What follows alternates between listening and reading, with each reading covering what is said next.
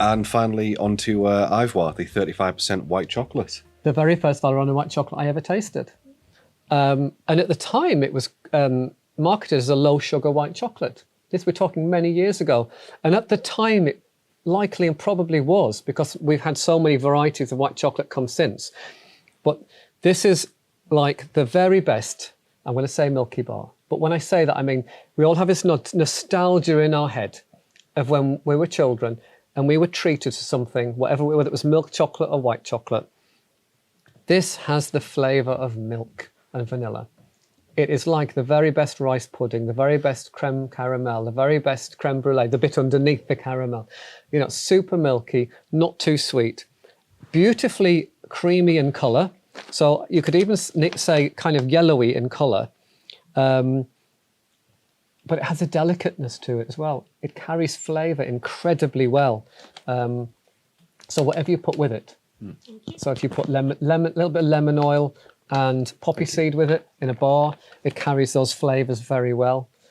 Have a try. I think nostalgic sums it up quite well. That initial smell, it's just back to your childhood favourite white chocolate. It reminds me of white chocolate when I used to go on school trips abroad. Because we're going to France, Belgium, Holland. This has that kind of super creamy, clean milk flavour we didn't have in this country at the time, in my brain. So that's my history, you know. But it's sweet, and it's so clean. It is, but it's not too sweet, is it? No. It's quite a nice balance. It still makes my mouth water. Yeah. I still enjoy it, and it's not too sickly. Again, not sticky at all. And it looks elegant on your display because of the colour of it. The bench is very white, look, and that's a very lemony yellow colour. So it looks elegant in your display.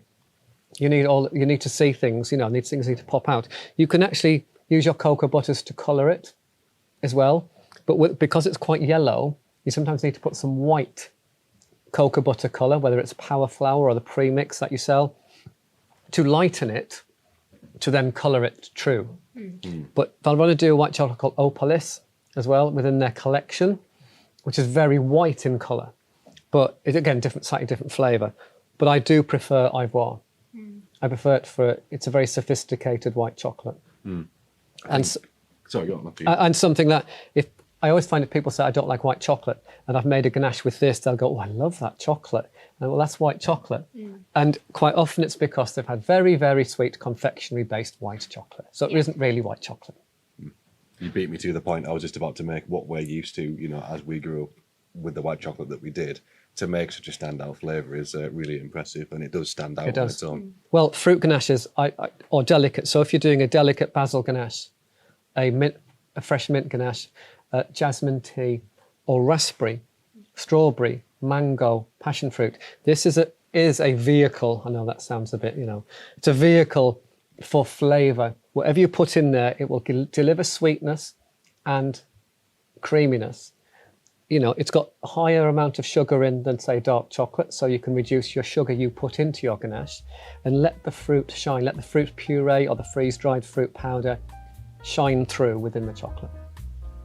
Excellent. So that concludes the white chocolate side of things then, including Dulce, which is kind of its own unique flavour. It is. Thank you both. Thank you. Thank you.